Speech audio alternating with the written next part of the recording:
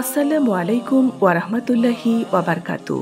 ইতিহাস নিয়ে ইকরা বাংলার আয়োজন হিস্ট্রি অব দ্য ডেতে সবাইকে স্বাগত। আজ আমরা ইতিহাসের পাতার ২৬ জুন নিয়ে কিছু জানব। ১৯৭৮ সালের এই দিনে দক্ষিণ ইয়েমেনে সামরিক অভ্যুত্থান ঘটে। ১৯৯১ সালের এই দিনে রবীন্দ্রনাথ ঠাকুরের প্রায় ৪০০ পৃষ্ঠার পাণ্ডুলিপি লন্ডনের নিলামে উঠলে ভারত সরকার ২৬,৬০০ পাউন্ড দামে তা কিনে নেয়।